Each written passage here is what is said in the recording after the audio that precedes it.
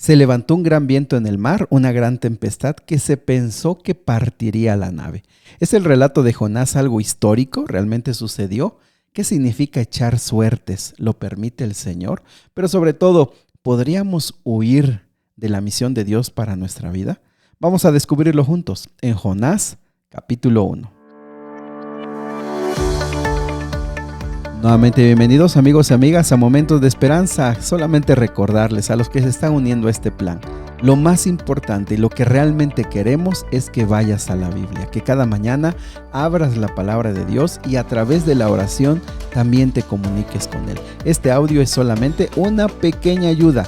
Eres parte de esta gran comunidad que estamos promoviendo la lectura de la palabra del Señor. Vamos al capítulo de hoy. Capítulo de hoy estamos estrenándolo porque es Jonás, un libro nuevo. Y la primera pregunta, bueno, decirte que pues teólogos modernos dicen que esto es solamente una parábola, una visión. Sin embargo, consideramos que esto realmente sucedió, que fue un hecho histórico. ¿Por qué? Porque Jesús en su ministerio, él habló acerca de Jonás. Y esta y otras evidencias pues nos dejan claro que aunque parezca muy extraordinario, muy sorprendente, este relato sucedió. En segundo lugar, ¿quién era Jonás? Aquí en el versículo 1 dice que Jonás era hijo de Amitai. ¿Sabes que hay una evidencia de Jonás fuera de este libro? Anótalo en Segunda de Reyes, capítulo 14, versículo 25. Segunda de Reyes, capítulo 14, versículo 25, nos habla de cómo Jonás había profetizado que Jeroboam II traería una época de prosperidad para la nación de Israel. Ojo, y también nos dice que él era de Gat-Efer. Acuérdate, estos últimos libros que hemos leído, Oseas, Joel, Amós, nos contaron de cómo fue ese periodo de prosperidad con Jeroboam II. Mucha riqueza, mucho lujo, bueno, tantas cosas. Bueno, Jonás vivió antes que ellos. Él lo profetizó, así que pudo haber estado al comienzo del reinado de Jeroboam o un poquito antes. Así que ahí hay una evidencia muy importante. También en el versículo número 2 comienza la misión. Se le dice, levántate y ve a Nínive. Y bueno, es una ciudad muy grande, pregona contra ella porque su maldad ha subido delante de mí. Datos muy interesantes. Nínive en ese momento era la ciudad más grande del mundo. Era el imperio más grande del mundo en ese momento. Recuerda que Nínive era la capital de los asirios. Los asirios pues eran un ejército sanguinario, un ejército malvado y eran enemigos del pueblo de Israel. Recuerda que durante mucho tiempo les estuvieron pidiendo tributo hasta que llegó el día que los destruyeron. Entonces, estamos como a unos 40, unos 50 años, quizá un poco más de que finalmente los asirios vayan a destruir la ciudad. Así que los de Nínive eran gente pues no deseada, no querida por Jonás. Podríamos decir que hasta los podría llegar a odiar porque habían sido malvados y eran enemigos del pueblo. Ahora, también aquí hay un dato muy interesante. El objetivo es que vaya a predicarles. Ojo, ¿te imaginas llegar a predicarle a una ciudad muy, muy grande? Algunos estiman, ojo con este dato, algunos estiman que pudieron llegar a haber tenido hasta unos 2 millones de personas en la ciudad y en sus alrededores. Realmente era una ciudad muy grande, muy malvada. ¿Quién quisiera ir? Número uno, a predicarles para que se arrepientan si son gente tan malvada. Y en segundo lugar, ¿quién tendría el valor para hacerlo? Bueno, a eso le llamó Jonás. Dios lo llamó para eso. Y aquí hay un dato muy importante. Es una evidencia de que Dios está preocupado y está interesado por las demás naciones y está al tanto de su maldad. Esta expresión de que su maldad ha subido delante de mí, esta misma expresión se usa para los antidiluvianos. No sé si te acuerdas por ahí en Génesis, todo eso, esa parte que se habla de que la gente antes del diluvio fue gente muy malvada. Bueno, esa misma frase se usa aquí. Así que realmente estaban llegando a niveles de maldad pues extraordinarios. Sin embargo, el versículo 3 nos deja algo muy claro, que Jonás no quiso ir a ese lugar. De hecho, Nínive le quedaba al este. Vamos a pensar que le quedaba a la derecha, al este. a unos 1200 kilómetros, unos 2 meses de camino, estaría Nínive, pero él no se fue a la derecha, él se fue a la izquierda, él se fue al oeste. ¿A dónde? Él quería ir a Tarsis. Tarsis era una ciudad, se le identifica como una ciudad que estaba al sur de España, la actual España, que era unos 5700 kilómetros, un mes, pero en barco. Imagínate la distancia de ir a la derecha donde se le mandó, él se fue a la izquierda, 5700 kilómetros aproximadamente, o sea, lejísimos. De hecho, se considera que ese pudo haber sido el lugar más lejano en ese tiempo. Si tú consideras que él quería ir a un lugar lejano, fue a lo más lejano que en ese tiempo se conocía, que era Tarsis. Entonces entra, paga su pasaje y se va lejos de la presencia de Jehová. Y miren, mis amigos, aquí pues algo muy interesante. Él estaba huyendo de su llamado, huyendo de lo que Dios quería que él hiciera. Y él tiene que pagar para irse. Él tiene que darle la espalda a Dios e irse por otro lado. Y él tiene que pues pagar. Y eso nos deja bastantes lecciones muy, muy claras. La primera es que Dios lo llamó, pero pues lo dejó que él decidiera, aunque a eso él se había dedicado, a ser un profeta, y se va para otro lado. Dios lo permite. Sin embargo, miren aquí en el versículo número 4 hay un elemento muy interesante, porque dice que se levantó un gran viento, una tempestad que casi partía el barco. Y versículo 5 dice que los marineros tenían tanto temor que clamaban a sus dioses.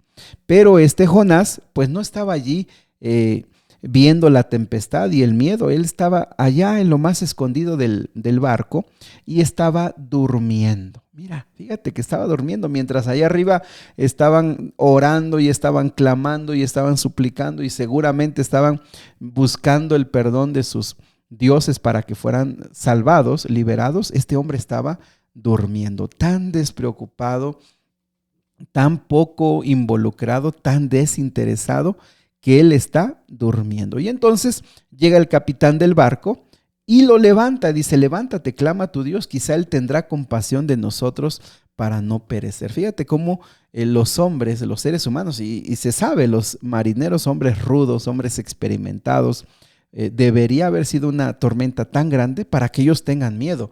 Pero ahora, en ese momento, claman a su Dios. Y mis amigos, nuevamente, eso es muy común. Cuando el ser humano está en problemas, pues no le queda otra más que rendirse a algo superior a él. Y en este caso, pues ellos tenían dioses. Y fíjate la respuesta tan interesante. Versículo número 7, cuando ya Jonás se levanta, ellos ya no tenían nada más que hacer. Dice: venid y echemos suertes para que pues sepamos por qué razón o por culpa de quién ha venido todo esto. Y fíjate que tan interesante que la suerte cayó sobre Jonás. ¿Sabes que esta pregunta acerca de la suerte y este método para conocer la voluntad de Dios pues ha sido muy popular en la antigüedad y sobre todo en las naciones paganas? No sé si recuerdas que en Ezequiel, te lo recuerdo, Ezequiel 21:21, hablábamos de cómo el rey de Nabucodonosor llegó un momento en un cruce de caminos y dice: ¿a quién ataco primero? ¿Ataco a Jerusalén o ataco a los amonitas, me parece? Y él echó suertes con hígados de animales, con unas saetas, y ahí hizo todo ese suerte de tipo de suertes, perdón. Entonces era muy común en ese tiempo, para conocer la voluntad de sus dioses, echar suertes. ¿Es permitido? Bueno, hay algo muy importante. Dios siempre nos ha dado la habilidad para orar, nos ha dado la sabiduría para pedirle a Él qué decisión debemos tomar. ¿Qué decisión debemos tomar? Y aunque en algunos momentos en la Biblia se ha hablado de echar suertes, realmente no es un método que Dios apruebe. Nosotros no deberíamos caer en esas costumbres que aún a veces se dan dentro de la iglesia, como de abrir la Biblia y decirle al Señor: Señor, donde abra la Biblia y donde ponga mi dedo, ese versículo es lo que tú quieres que yo haga. Y aunque parezca un poco chistoso, hay gente que lo hace. Hay gente que lo hace. De hecho, hemos escuchado, ¿verdad?, de gente que dice: bueno, Señor, si hoy llueve es porque tú quieres decirme que sí. pero Señor, si hace calor es porque yo no debo hacerlo. Mis amigos, si así nos dijera Dios su voluntad, seríamos como robots, seríamos como máquinas, simplemente diciendo sí o no y vamos a hacerlo. Dios nos ha dado sabiduría, Dios nos ha dado la libertad también para que nosotros podamos tomar decisiones. Sin embargo, sí es importante recordar que Dios en algún momento en la Biblia se ha mencionado que se han usado estos métodos, pero ahora que tenemos la Biblia, pues nosotros debemos recurrir a la Biblia y la Biblia hay respuestas para muchas decisiones de la vida. Muy bien, una vez que cayó sobre Jonás, Dios, fíjate, Dios dirigió esto para que Jonás saliera, que él era el culpable. Entonces se le preguntó, ¿y tú quién eres? ¿De dónde vienes? ¿Qué estás haciendo aquí? ¿O por qué está pasando esto? Y fíjate, el versículo 9 nos da la respuesta. ¿Qué vergüenza debería tener Jonás? Dice, soy hebreo, temo a Jehová, Dios de los cielos, que hizo el mar y la tierra. Y cuando Jonás dice esto, dice que los hombres temieron en sobremanera y dijeron, pero ¿por qué has hecho esto? Esto es un símbolo, esta frase es como de mucha sorpresa. O sea, ¿cómo es posible que hayas hecho esto ante Dios si Él es tan todopoderoso y por qué lo has hecho? Entonces, dice el versículo número 14, que aunque trataron ellos de no cumplir lo que él había pedido, de que lo tiraran al mar, pues finalmente le pidieron perdón a Jehová y dijeron, Señor, pues no ponga sobre nosotros la sangre de este hombre, pero pues él es culpable, y lo lanzan hacia el mar. Fíjense cómo Jonás, aunque había sido cobarde y había huido de su llamado para ir a Nínive, aquí lo vemos, no sé, por resignación, por amor a los demás tripulantes, no lo sabemos, pero sí él decide que sobre él sea el castigo. Sin embargo, no se contaba que, bueno, antes de eso, el versículo 15 dice que el mar completamente se calmó, se aquietó. Y el versículo 16 dice que la gente se sorprendió porque todo quedó en calma y ellos ofrecieron sacrificios a Jehová e hicieron votos. Es decir, en la manera que ellos conocían cómo buscar a Dios, ellos lo hicieron reconociendo que Jehová es Dios. Versículo 17 es muy conocido, ya que dice que vino un gran pez, y realmente en el hebreo original, pues realmente solamente es un gran pez, no hay una clase de pez. Pero debe haber sido tan grande que dice que se lo tragó. Y entonces Jonás estuvo en el vientre del pez 3 días y 3 noches. Esto es una de las cosas que más cuesta creer, principalmente a estudiosos liberales que no creen en los milagros que están en la Biblia. Sin embargo, ¿cómo se hizo? ¿De qué manera sucedió esto?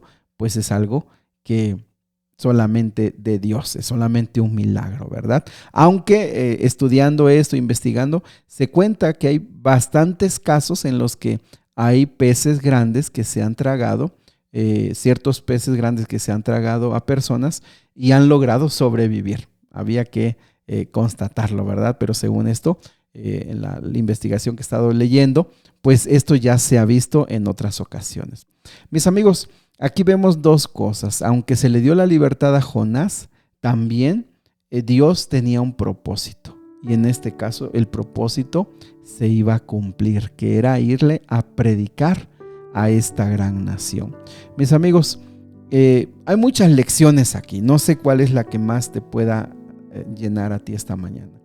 El cumplir la voluntad de Dios, el no huir del llamado, en el tener el valor a lo que Dios nos llama. Y como te he dicho, Dios nos llama a tantas cosas, a emprender tantas cosas. Dios tiene tantos sueños para nosotros, que no sea por miedo, que no sea porque tengamos temor, porque pensemos que no vamos a ser capaces de hacerlo. Dios tiene tantas cosas en cualquier momento de la vida, en cualquier etapa de nuestra vida. Dios tiene grandes cosas que quiere que nosotros hagamos. No debemos huir. No le demos la espalda, no posterguemos. Es hora de hacer eso para lo cual Dios nos ha llamado para este tiempo. Y bueno, y algo me parece que también es muy, muy interesante, es que aunque Jonás se quiso liberar, se quiso escapar de este llamado, cuando Dios quiere hacer algo, va a poner los medios extraordinarios para ayudarnos a entender lo que Él quiere lograr. Querido Dios, esta mañana te damos gracias porque tú nos amas y tienes misiones, tienes propósitos para nosotros. Ayúdanos a ser fieles a esos llamados.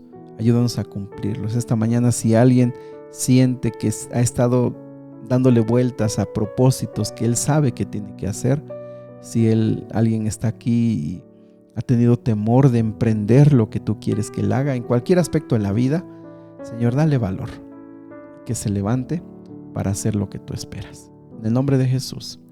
Amén. Que Dios me los bendiga, mis amigos. Y si Dios lo permite, nos vemos.